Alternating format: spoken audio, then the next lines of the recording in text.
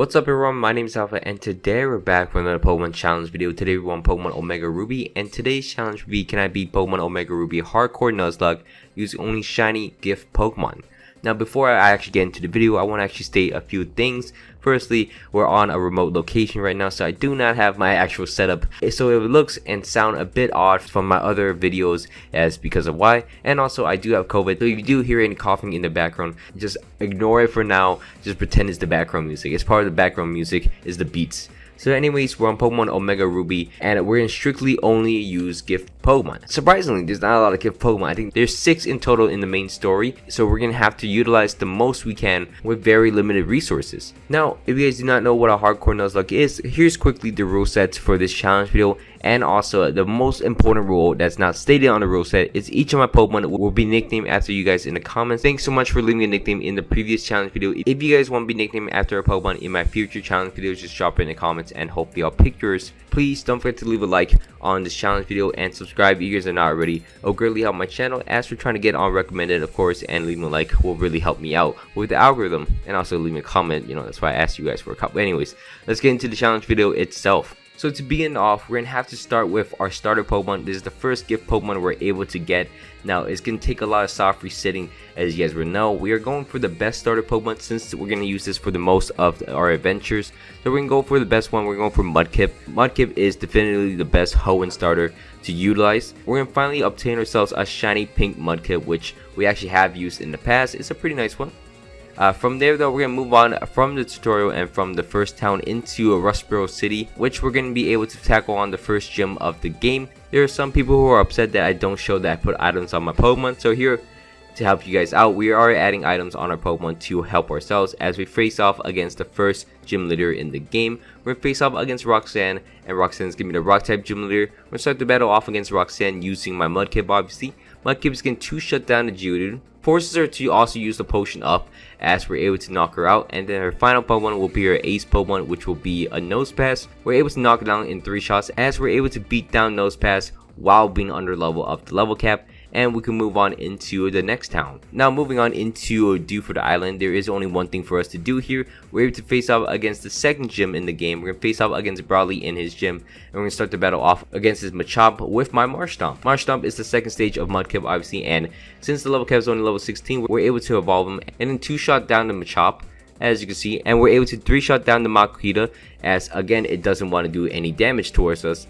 And we beat Brawley without taking any single damage. I don't know why. This battle used to be so much harder. I think someone did tell me that the level cap did go down, but I don't know why the AI is so bad.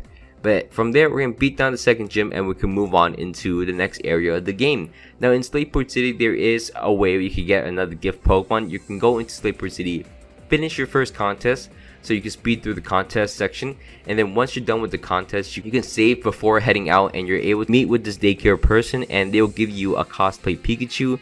Now I've tried this for over 3 hours at this point, and I don't know if you can get a shiny Pikachu or not. It's not confirmed or denied. They say the only shiny lock Pokemon are the box legendaries and the Oxus, but it seems like this one is shiny lock, so we have to move on from that. Someone tell me the answers in the comments because I'm not too sure about this cosplay Pikachu. I kind of was excited to use him, but unfortunately we can't. And then moving on from there, we're going to face off against May in this very difficult fight, which actually isn't too difficult since we have a Marshtomp and we use Echo Voice, which will 2-shot everything on her team, surprisingly. So we're able to beat down May without any issues at all. We're getting very close to the level cap though, but we're able to negate that as we move on into the next gym, which is going to be Watson. We're going to face off against Watson next. Watson's going to be the third gym in the game, and we're going to start the battle off against him using my Marshtomp. Marshtomp's getting 2-shot down the Magnemite, knock down the Magnetar pretty easily, and then he's going to go straight into his ace Pokemon Magneton, which, I mean, I'll go for it as I 1-shot it and knock him out, and also 1-shot the Voltorb as we're able to beat down the third gym of the game and move on into Mount Pyre. Now in Mount Pyre, we're able to beat down a Maxi with only our Marshtomp, which is surprising, but that is not the real reason why I'm showing this. After we beat Maxi, we're able to go into Lava Ridge Town and we're able to get our second gift Pokemon. Our next Pokemon will be inside of this egg. This egg hatches into a Wynaut, so we're able to hatch the egg. We catch ourselves a Slugma, which will have Magma Armor, which hatches eggs slightly faster, which I don't doesn't really feel faster. So we're going to spend a lot of time here. As you see, it spans over multiple days, but eventually we're able to find ourselves a shiny Winona. And again, shiny Winona evolving into Wobbuffet. It's not going to be the most useful Pokemon, but it's still another member on our team. But well, it's just another member on the team. From then on, we can move on and face off against Flannery next. Flannery is going to be the 4th gym leader in the game, and we start to battle off against her using my Marsh Stomp. We have a Wobbuffet now, but it's not going to be too useful. We're going to start to battle off against her Slugma using my Marsh Stomp to bulldoze into it to knock it out straight up. And then the Numel comes out next. I'm going to boost up in front of him, get a Power Punch into a bulldoze to knock him out. And then her final Pokemon, her ace Pokemon, will be a Torkoal, which is actually going to overheat me and do no damage. So we're able to knock out the Torkoal in another shot. Then from there, we're able to move out into Petalburg City and face off against the 5th gym leader in the game. We're going to face off against Norman. Norman is going to be the Norm type gym leader in the game. And we're going to start the battle off against Norman using my Marsh Stomp again. Surprise, surprise. Marsh Stomp is going to try to Power Punch and sweep him. Unfortunately, the Slacken is going to yaw me at every turn it gets. So I'm going to switch out into my Wobbuffet trying to negate it and switch back and forth into it, try to use a different move. It does not ever want to use a different move. So I decided to go out into my Wobbuffet to go and charm it down. So I'm able to lower the attack set of the Slacken and also absorb the yawn. So I can switch out to my Marsh Stomp on its off turns, Power Punch it, and then switch back in and forth until it wastes a Hyper Potion. And then I can keep boosting in front of the Slaking, and it's going to try to retaliate me, but it's not going to work out because I charmed it earlier and it has no attack stat basically. So I'm able to knock out the Slaking pretty easily, and it's going to move out into its Vigoroth. This Vigoroth is going to retaliate me and do a lot of damage, but my Power Punch will knock him out, which is nice. Now since the Vigoroth went down, I did not want to risk a retaliate from the Slaking, so I went out to my Wobbuffet. It just got swaggered, which is kind of funny, and then I'm just going to continuously try to counter it until it knocks itself out with its own attack stat. So I'm able to counter into the Slaking with a feint attack and knock him out, and we end up beating Norman with our Wobbuffet, which is kind of cool. Now I get Protect after this battle, which is kind of dumb, but and then we can move on into the next area of the game. We can move out into the Weather Fortress, where we're able to find ourselves our next shiny Pokemon. Though the shiny Pokemon does take a while because I do have to beat down a Tabitha each time. I know I could have caught 6 other random Pokemon, but I feel like this fight wasn't too bad, so I am wasting a bit of time, but I was just really lazy. I don't know how I'm more lazy to catch 3 Pokemon, but I'm able to beat down this fight each time. But eventually it's going to take a little bit, but we're able to find ourselves a shiny Castform and add it to our team. That's going to be our last Pokemon for a little bit now, as we're going to move on into the next gym of the game. We're going to face off against Winona in the 6th gym in Fortree City. We're going to start the battle off against Winona using my Marsh Stomp once again. Marsh Stomp is going to knock out the Swellow pretty easily, and then she's going to go out into her Altaria, which I decided to do some chip damage against her. It did not work, so I went out into my Castform trying to go for a Blizzard. Blizzard does not connect as I'm getting paralyzed and just missing, and luckily on the last possible turn I'm able to hit him with a Blizzard and knock out the Altaria. Unfortunately, that was not the worst of it, because I go out to my Marsh Stomp against the Skarmory coming in. I'm able to Power Punch it, but it keeps sand attacking me, so I'm missing all my moves now, and eventually I have to go out into my Wobbuffet to counter into him and eventually knock him out. And then her last Pokemon will, and then this Pelipper outsmarts me by going for a Water Pulse. I'm unable to knock him out. I risked that at this point. I needed some damage against me. It confuses me with the last Water Pulse. Luckily, I do not hit myself in confusion. I am able to get some chip damage off against the Pelipper, go out into my Marsh Stomp against the Water Pulse, live with 13 HP, and luckily Rock Slide connects, and I'm able to beat Winona just barely, as my entire team is useless. I'm not too sure how we almost lost that, but from there, my Marsh Stomp's going to evolve into a Swampert, which is very nice. The only evolution we're going to have for a little while now. Hint, hint at the final Pokemon we're getting. From there, we're going to move out into the 7th gym of the game. We're going to move out and face off against Tate and Liza. We're going to start the battle off against us using a Solrock and a Lunatone. We're going to start the battle off against them using my Castform and my Swampert. I am under level because I don't want my Pokemon to get over level, as we're going to face off against Maxie and a lot of Team Magma Grunts in a little bit.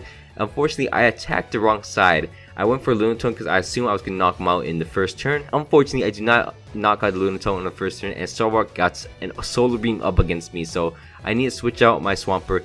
Lunatone's going to get healed up, so it's at full HP. I got a Rain Dance up, so I'm able to transform my Castform, but Castform is also at no HP now. So now at this point, I need a counter using my Wobbuffet, and it's going to Rock Slide into my Wobbuffet. Wobbuffet has no HP now. Counter is not going to knock out the Solrock as well. I go out into my Swampert, which now has a very difficult situation here. I'm going for a Power Punch, trying to knock out The Soul Rock, it did not work. Now I'm at no HP for every single Pokemon on my team. And then I decided to go out with a Hail Mary play. I'm going for a Rock Slide into him, hoping for a crit, and flinches. I knock out the Lunatone, which is interesting, and then I instantly flinch the Soul Rock. So I am able to survive this and knock out the Soul Rock in the following turn. But luckily, oh my god, that would have been so bad if they did not get flinched. So I'm able to knock them out using a Rock Slide, and we end up beating Tate and Liza with the luckiest play possible. Jeez, we survived without any deaths though, as we're going to move on into the Team Magma Submarine. From then, we're going to face off against Maxie here, and of course my Mega Swampert is going to Mega Up and beat down Maxie pretty easily. There is no like if, ands, or buts about it. We have Earthquake now as a move also, so we're going to destroy everything pretty easily. This Weezing could have actually put a little damage into us if it used Haze and then exploded first, but I'm able to knock out the rest of his team without any issues at all. And speaking of no issues, we're going to face off against the Box Art Legendary. We're going to face out against Primal Groudon next. Primal Groudon, more of a pushover. We're going to Bulldoze and do it to lower his speed, and then Earthquake to knock him out. That's just about it. That's the end of that battle. Now once we actually end up beating Primal Groudon, we're going to move back into Lava Ridge Town, and once you actually beat the Box Art Legendaries, you're able to get yourselves another egg from the same egg merchant, egg master, whatever, and you're able to hatch yourselves a Togepi. Now we're going to go here obviously and wait around until we get a shiny Togepi. Another couple hours. This is why it's taking forever for me to get videos out, but we're able to get ourselves a shiny Togepi, and it looks barely any different. It looks like barely any different. You could just soft reset it in front of it and you couldn't tell at all. But you get a shiny Togepi, evolve it into a Togekiss, and then face off against Watson next. Watson is going to be the 8th and final gym leader in the game. We're going to start the battle off against Watson using my brand new Togekiss. I did not know how crazy of a Pokemon Love this is, because it starts instantly attracting and sweet kissing me, and my poor Togekiss gets beat down pretty fast. It's almost at like low HP, so I have to roost off all the damage, and eventually I am able to knock because I love this, but I was looking for some boost with some ancient power or anything. I don't even have the right ability on. I have hustle as an ability, which is unfortunate. We really got unlucky with that, because Serene Grace is such a better ability for Togekiss. So once the Milotic comes out next, I'm able to Air Slash it, take an Ice Beam pretty well, because I have so much special defense, some kind of sense, because this thing, it takes forever. It takes so much damage. I'm able to roost off all the damages, but I need to switch out my Pokemon. This thing is going to take forever. I switched out to my Wobbuffet. Wobbuffet is able to Mirror Coat into him and knock him out in one shot. She goes out to her Wish Cache, and I'm able to counter it, taking an Earthquake. Does not knock him out, and then he's gonna heal up his Wish Cache, so I'm gonna Mega Evolve with my Swampert and just finish the battle at this point, because Swampert is really crazy. Knocks out the Wish Cache, the Celio, and the Sea King, and we end up beating Wallace pretty easily. And now we can move on into Victory Road. Victory Road is not anything too difficult. I mean, as you can see, my Togekiss is just sweeping through everything. It's pretty simple. Moving on, we're gonna face off against the Elite Four next. The Elite Four is going to be kind of a challenge. We're going to start our Elite Four run with Sydney. Sydney's going to be the first Elite Four member, and we're going to start the battle off against him using my Swampert just to beat down his Mightyena. I know he has multiple grass types in the back, so I'm just going to knock out the Mightyena first. He's then going to switch out into his Shiftry, so I'm going to go out into my Togekiss, and Togekiss just ends the battle from here, because Togekiss is also a Fairy type Pokemon and flying, so it's going to resist basically everything on his team. I'm going to Aura Sphere into the Shiftry, then knock him out with the first try, but we'll knock him out in one shot, as you can see. Then he's going to go out into his next Pokemon, which is going to be a Sharpedo. Aura Sphere will knock him out as well. His next Pokemon will be an Absol, which gets knocked out. And his final Pokemon will be a Cacturne, which also gets knocked out in one shot. And we're able to beat Sydney down pretty easily. Next up, we're going to move on and face off against Phoebe next. Phoebe is going to be the Ghost type Elite Four member of the game. We're going to start the battle off against Phoebe using my go-to Swampert. Swampert is going to Earthquake into the Dusclops and somehow one-shot it. This thing is a monster. Mega Swampert is so broken. Maybe you don't bring back Megas. I love Megas, but do not bring back Megas. It could one-shot a Dusclops from full HP, which is crazy. Sableye comes out next. It's going to get the same treatment. Earthquake, he just pounds the floor with his fist and knocks him out pretty easily. Bayonet comes out next. I don't know why I went for Waterfall. Earthquake would have done more damage, so I'm not sure why I went for Waterfall, especially now against the Dusknoir as well. I'm going crazy right now. Anyways, from there, we're going to face off against the next Elite Four member of the game. We're going to face off against Galatia, and she's going to be the Ice type Elite Four member of the game. We're going to start the battle off against her Glalie using, to go Swampert. Swampert is a menace here. It's going to Power Punch in this Snowball's face. 2 Power Punches will get our attack boosted up all the way, which is all we need. From there, she's going to switch out to her Frostlasses, which will try to confuse me, but we're able to Waterfall and knock him out and just that's simple. Again, I always think anything floating has levitate or something, so I try to avoid using ground moves, which doesn't make sense because Frostess doesn't have levitate or anything at all. So we're able to knock out Frostess, and then she can switch out to a Wall Ring, which gets Earthquaked and also gets knocked out pretty easily. Her last Pokemon will be a Glalie, which surprised me because I hit myself in confusion, and then it's gonna freeze dry me. Luckily, I survived barely with 8 HP. And then I can switch out because I'm not trying to do this. I go out to my Togekiss, which will survive any attack. It's kind of funny. I go out my flying type against the ice type, but I'm able to Earth Spirit into him, eventually knock out the Glalie. And now we're gonna move on to the last member of the Elite Four. We're gonna face off against Drake next. Drake is going to be the Dragon type Elite Four member of the game. We're gonna start the battle off against Drake using my Cast Form, which we haven't used in a long time.